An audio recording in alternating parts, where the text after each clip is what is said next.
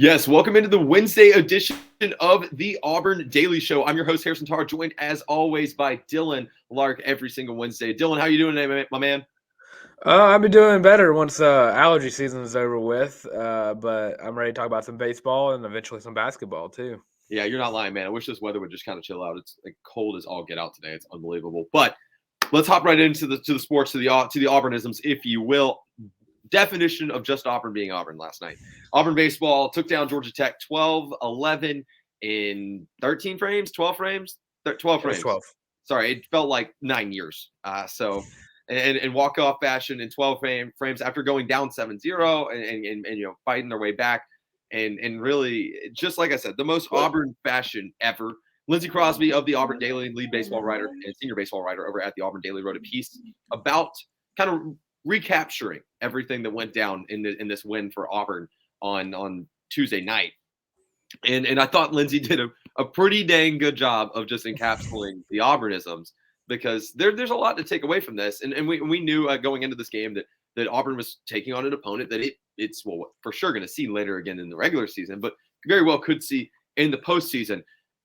I want to get your immediate reactions, Daniel, and then Dylan. I do this often. I'm sorry. We're not on the college loop right now. That's okay. But Dylan, I want to get your immediate reactions on this game, and then let's break it down the way Lindsey broke it down, because I think he brought up some really good points. So my first gripe was at the beginning of the game was the fielding was abysmal at points. That's why Auburn went down by so many points. And something happened. Once the sixth inning hit, something just sparked in this offense. It was got fun to watch in the sixth inning, and then the seventh or the ninth happened where it was just a stalemate. It's a pitching battle back and forth, but I was glad when it was over, because I could finally turn it off at 11 o'clock. So Right. that was the fielding was an issue at first, but I like how they kind of came back and fixed that. I was impressed yesterday with Auburn's kind of resilience. I know that's one of those intangible things that you tend to get lost in the sauce about. But let's break it down the way that Lindsey talked about it for a second. His first little bullet point. We're not going to go section by section per se, but him mentioning when it rains it pours. My gosh, are you right? Giving Tommy Vale the start and the keys to the Ferrari, for lack of a better term, made perfect sense. You and I talked about this on the college loop earlier in the week. The Tommy Vale's the midweek guy. I still think he is. Every now and then you're going to get lit up. Sometimes it happens. Yeah. And you turn the ball over to Connor Copeland in the second inning, and it's supposed to be his for as long as possible, because we're expecting Tommy Vale to get extended innings this weekend in Fayetteville. And then Connor Copeland gets lit up, for lack of a better term. And it gets ugly. It gets messy. You turn around and you're in the fourth inning, and John Armstrong's in, and things are getting weird, kind of like over at your house, Bill. Your dog's going nuts, man. Yeah, she's probably barking at someone who's trying to enjoy their nice little walk around the neighborhood. Yeah, you know what? It happens. But yeah, I just threw Dylan on mute until I'm done to my point here for a second. It'll be okay, Dylan. You'll come back in just a second. Offensively, I thought Lindsey did a great job. I mean, Justin Kirby is ridiculous, and this team is just so resilient 1 through 9. It was impressive for me, their ability to really bounce back and make sure that after they got out of Tech's starting arm, that they took care of business and got right, until they fell silent again, and we got into the first ever, never before seen pitcher's duel at 11-11. Dylan, who impressed you the most on the offensive side of the plate last night? I mean, Justin Kirby feels like a freebie, but I thought there were some impressive ABs from Auburn. Also, some really forgettable ABs. Oh, of course. Yeah, I think Kirby is probably the easiest one to go with. 3 hits, three runs, right? I think he got 3 hits, 3 runs, and I mean, throw a little respect to Brody Wardham. Is it Wortham or is it Wardham? Wortham. Respect to him. His one at bat last night was a walk-off, so respect to him. I think Ike Irish did pretty well in hitting the ball where Georgia Tech guys weren't. I was impressed with a lot of people. Josh Hall too. Let me say Josh Hall. We can't forget about grad transfer Josh Hall out of Ole Miss. I mean, 3 big moment hits for him with runners on base, clutch scenarios, and making sure that he gets on base and delivers. Auburn got into Tech's bullpen and vice versa, obviously. I'd like for it to be known that there was not a scoreless frame from the Jackets until the 7th inning. So, yeah, things got weird. and for all intents and purposes, Dylan and I had already chalked this one. I thought Lindsay brought up a great point. This was another one of those, well, the best thing, that we can take away from it is that we stayed healthy and we won and didn't eat up too many innings from guys this weekend. But Dylan, that's kind of what leads to my next point here. There is an element of you use way more pitchers than you were expecting on using this weekend, and you're going to Fayetteville and you're going to play Arkansas, and I don't even need to elaborate on what that means because it's a given on the baseball diamond. They're just, I would say they're dogs, but they're hogs. You know what I'm saying here. This has got to be the most recovery filled next 3 days or 2 days that Auburn's seen, right? Oh, of course. Because you're bringing back, hopefully you're bringing back Bobby Pierce and Cooper McMurray. I mean, I think Ike Irish played pretty well at first base, but I know he's a catcher by trade. But you're getting Bello back. Stanfield is a freshman. I know he made some of the kind of, I don't want to say brainless, but he made some of the errors last night that I saw in the outfield. The obvious one being the one off the monster. This huge bringing back your left fielder, where most of the balls are going to be going, because I would say most of the batters in Arkansas are right-handed. Sure. Well, you're bringing back also biggest name you're bringing back, Joseph Gonzalez, because you used Tommy Vale on last night, and with Joseph Gonzalez back, you have a for sure starting pitcher on Saturday, and that solves most of the problems with the pitching staff. Yeah, you touched on it for a second there. Bobby Pierce's absence, Cooper McMurray, both out against Georgia Tech, not expected to play this weekend against Arkansas. One of those things that you look at and you're like, okay, well, Auburn took down what's probably going to be an NCAA tournament team without these guys. I don't know how long you can live by that. I don't know how what the longevity is on that. Cole Foster's he'll be a game time decision come this weekend. And the defense really showed that they're missing these pieces. Cole Foster specifically, there were a couple of off balance plays last night where you'd like to think that Cole makes that play. Bobby Pierce, I don't know that he really makes a defensive difference significantly yesterday. Cooper McMurray does. And that's just all baseball IQ and reps. Like you said, Ike Irish, a catcher by trade, working fine at first base, but you prefer to have your starter go. Most importantly, if Auburn can get Jogo back this weekend, that's probably the biggest what if, right? Because we're not looking at a long-term season-ending injury. If this was the postseason, I think he'd be pitching right now. But important to monitor that this bullpen's just not sound yet. I don't think that means it won't be going down the stretch. I don't think you would say that either. I just think that the pieces have not all been healthy enough and really not been able to mesh together in a way that you'd want them to. So you really know, okay, this guy, candidate A has innings X, Y, Z. Candidate B is going to be our guy that can come in and set somebody up. I think that we know Bowman could probably close. We know Armstrong can kind of set up and bounce around.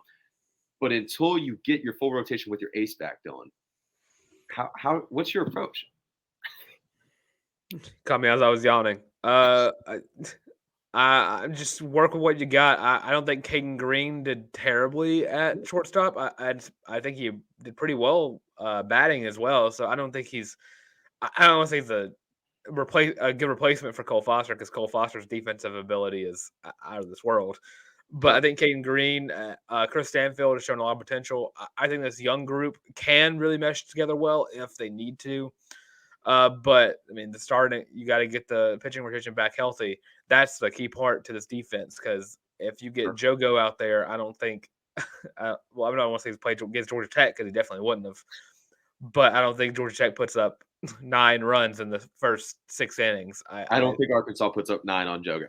I don't think that. No, happens. they do not. They do not at all. So something to monitor going into this weekend, something very exciting. Busy weekend on the Plains. I'm sure that'll be addressed on the Friday show. I will be absent for the first time since we started the show. I will not be here on the Friday show. Probably going to tap Dylan Larck in and let him hang out with Lindsey Crosby. You're a lucky man. Before we get to some more Auburn sports, some big time games, most importantly, one big time game tomorrow night on the hardwood. I want to talk for a second, Dylan, about our friends over at Prize Picks. This season, Auburn Daily is partnered with Prize Picks to bring some fun and variety to the picks for 2023. Prize Picks is a free app that allows you to choose any 2, 3, 4, 5, or 6 players from any sport in your wagers. I love the any sport feature. Predict the over or under for the next game and win big prizes if they do well. They've got flex options where you can still get paid on winning only 3 of 5 or 2 of 3. And you can have multiple sports in the same parlay. Super clutch. Love that feature. Best of all, use promo code Auburn, that's AUBURN, to receive double on your first deposit up to $100. That's promo code Auburn, AUBURN, for double your first deposit. This college basketball season, we got pro baseball going on. NBA still in the middle of all this. You've got plenty of options. I wish they had darts. I love betting on darts. I don't know why. It's obnoxiously fun. But lots of options over at Prize Picks, lots of flex options. Use promo code Auburn for double your first deposit up to $100. Let's talk college basketball. It's that time. About that time. Malik Dunbar voice. Auburn men's basketball is going to tip off their first round of 64 in the NCAA tournament against Iowa. That'll be in Birmingham, Alabama at the BJCC, a building that I'm amazed has not fallen apart yet. And Dylan, I think Auburn lucked up on their draw. We talked about this on the College Loop earlier in the week, and we'll go in further depth about that on tomorrow's installment of the College Loop. But just from a pure matchup perspective, and you know that this is probably going to be something that comes up on tomorrow's show, so you're welcome for our bonus input here. But I think Auburn lucked up here as far as lucky as you can get as a 9 seed. Yeah. We talked about it on the last when we reacted to this. I said that Auburn probably got the best bracket they could have possibly gotten into. I think that I don't want to say they got the worst. They probably did get the worst 1 seed out of the 4, but I mean that's not really saying much because it's still a 1 seed. But you're going against an Iowa team in the first round that isn't as tall as Auburn, which is wild to think about because most of Auburn's problems this past season has been height. Auburn has not been as tall as other teams, and it's shown. And now you're going into Iowa where you're taller than them, and it's in Birmingham, which means you basically have home court advantage for the entire first 2 rounds if you can get past Iowa, and then that really helps your case when looking at them playing against Houston in the next round, unless I don't know what 16 seed they're playing, but unless somehow they get upset. But I think it's huge. I need to pull up the bracket so I can see what other 9 seeds were around, see what they got. But I would agree, specifically from the height standpoint, like you mentioned, and like we keep going back to. This is a big game for Johni Broome, specifically, and I know that I sound like a broken record. I know. It's so important that Auburn's able to score down low, that they're able to rebound. I know that we're talking the fundamentals of basketball, but at some point, when you get to the big dance, it's just the first team to win 5 basketball games. And it really starts with the fundamentals, and it starts down low for me. The guard play is what the guard play is, Dylan. We've said that time and time again this year. This Iowa offense will kill you if you let it. And if you don't buckle down, you're going to be in a deep hole. Their defense, the Hawkeye defense, is suspect at a generous term. I've watched a lot of Iowa film in the past 48 hours, really. And the more I watch of Iowa against big-time opponents, even in that incredible game against Indiana, I don't have a lot of faith that they can stop much of anybody. It's a lot of Iowa being able to live and die from the perimeter, and they're really not incredibly good at getting into the paint. I think the matchup's favorable, specifically if it comes down to defense against defense. I like Auburn's chances a lot. And quite frankly, Dylan, tell me if I'm crazy. Is that maybe the outlook that if you're Bruce Pearl, you take? Slow down possessions, don't make the game go any faster than you have to, and just eat clock the entire time and just D up. Is that the Auburn outlook? Yes, it should be. We've had a lot of games this season where that definitely should have been the outlook. Sorry, as my voice is trying to leave me. Yeah, Auburn has spent too many games this season trying to speed up their game, and this is not the Auburn of 2019.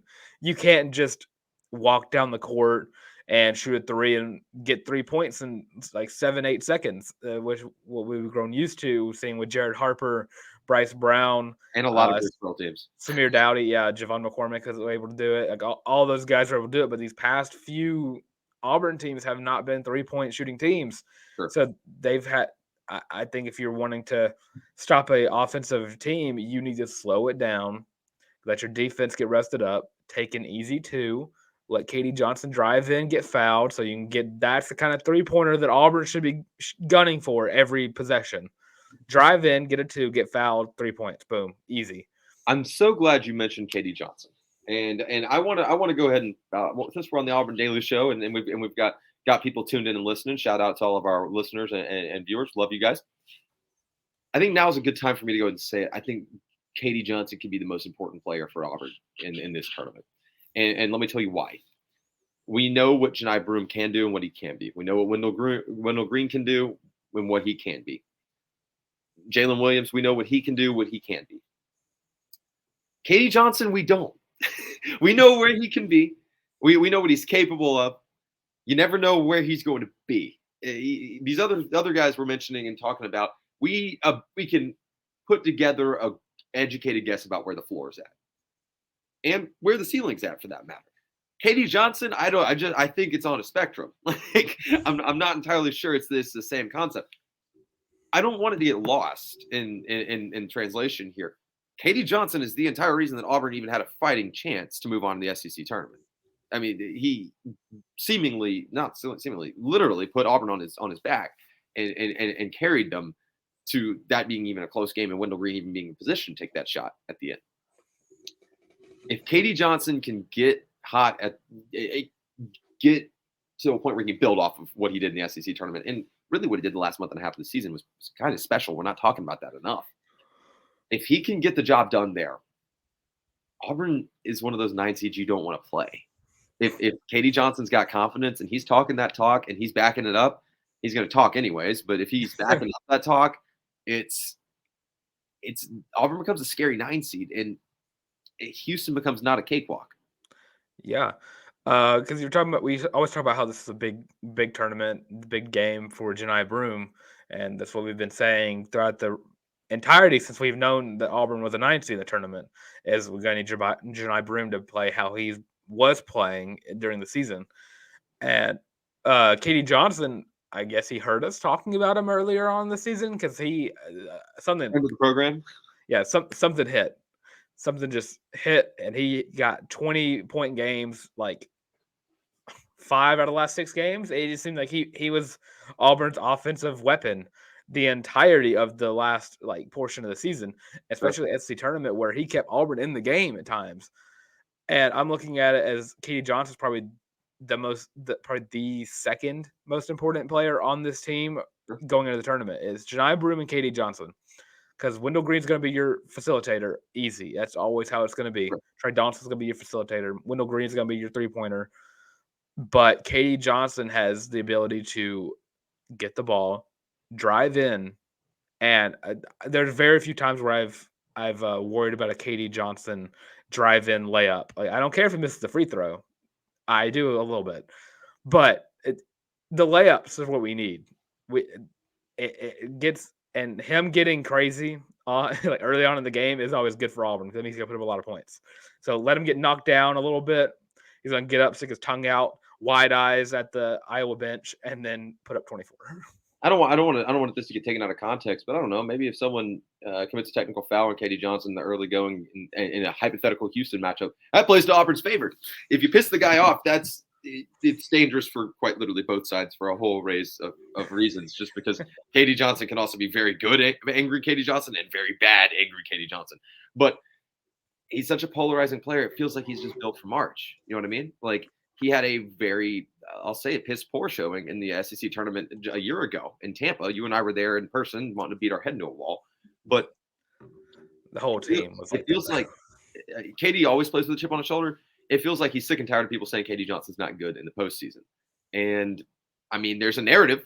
There was a narrative until the SEC tournament, and now you really can't point fingers. I think that's something that he'll ride with. And I know I'm getting a little philosophical there, But from a serious standpoint, outside of, like you said, Johni Broome, Wendell Green, those are your givens.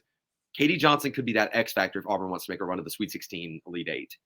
That's really the difference maker to me. We've got a lot of exciting basketball coverage coming up right here on the Auburn Daily, so don't go anywhere. Make sure you're subscribed to the YouTube channel. Make sure if you're listening or watching on YouTube, comment down below who you've got winning your bracket. If you think Auburn's going to beat Iowa in the first round, and if you think they can beat Houston in the second round, if you're going to be there, let us know then too. Make sure you're subscribed to or following the Auburn Daily on all platforms. That's on Twitter, Facebook, Instagram, the whole nine, all of that fun stuff. A lot of cool things coming your way, basketball, baseball, football content, and some new stuff that I can't talk about yet, but we're really excited for. Dylan, I'll let you go ahead and introduce yourself, and then I'll get us out of here. All right, well, I'm Dylan Larck, at your boy the Tank on Twitter. If you are watching the show, it's just right there. If you're listening, it's at your boy the Tank, at YABOI the Tank. You also catch me on the College Loop podcast every Tuesday, Thursday, and Sunday, where we talk about the same things, really, but longer formats. And some cool interviews coming up with that as well. Also catch me on the Monday show with Lance Daw. Yes, and I am Harrison Tarr, at by Harrison Tarr. Like reading my byline on Twitter. If you're watching the YouTube version, it's right below me. Like I said, if you're listening to one of our lovely streaming services, that's at by Harrison Tarr. If you want to listen to more of if you want to check out more of my written work, rather, with the Auburn Daily, you can go to the auburndaily.com and check us out on Twitter. Like I said, Facebook, all the articles are there. A lot of cool stuff coming up. We got women's basketball NIT coming up on Friday. A lot of NFL draft coverage. You name it, we're there. We're on it. You can also check out my podcasting work, like Dylan said, on the College Loop. That's every Tuesday, Thursday, and Sunday. Available wherever you get your podcast. That's Spotify, Apple Music, Amazon Music, Google Music, I don't know, Space Music, whatever you choose to listen to it on. That's where we are at. We've got a lot of cool interviews coming up there. Make sure to check out our exclusive interview with Owen Papo on the Tuesday show from this week. Something super fun that you guys, I think, will enjoy immensely. Other than that, thank you guys so much for tuning into the Auburn Daily Show. I will not see you guys on Friday like I usually do. It'll probably be Dylan and Lindsay. Got some personal matters. Life happens, guys. We appreciate all of you guys for following along with us. Make sure to click like and subscribe if you're on YouTube. Until then, we will see you same place, same time tomorrow right here on the Auburn Daily Show.